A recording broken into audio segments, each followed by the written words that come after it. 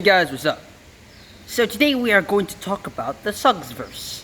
If you don't know, the suggsverse contains really OP characters that might just, solo all of fiction, basically.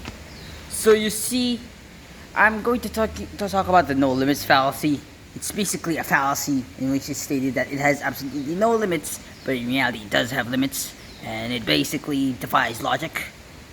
I don't know what the meaning of no limits fallacy is, but I do know it from the imaginary axis, but I forgot the meaning is. So comment below what the meaning is, basically.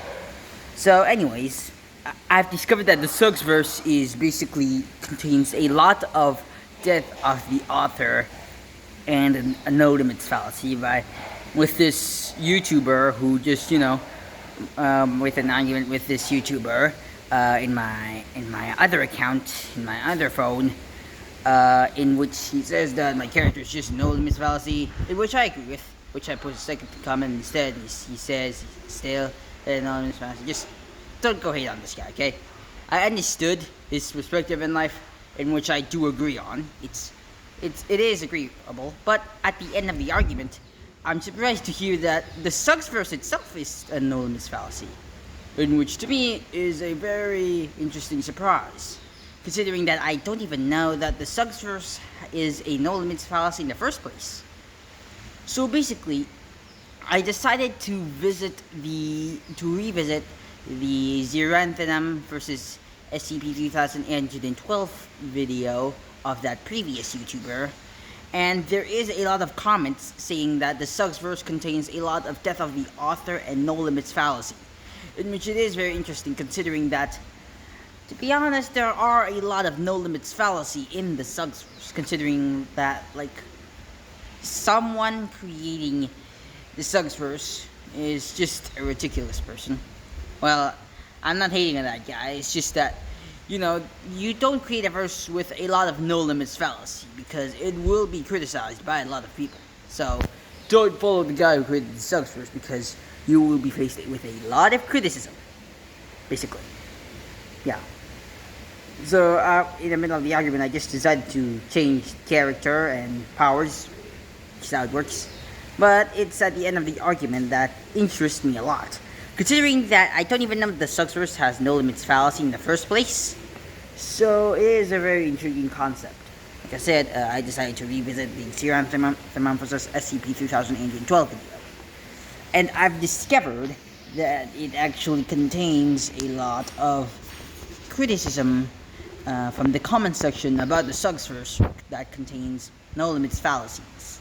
So it is a very important evidence, just so that your character can win over the suggsverse itself. Like, if you have a character that can solo the suggsverse, like SCP-3812, it transcends infinitely many worlds, which views the previous as mere fiction, which would include Astral Regulator Thanos. I got that from the YouTuber named Michael Is Here, with plenty of evidence, including the Leviathan of Stories, which also transcends infinitely many worlds, which views the previous as mere fiction.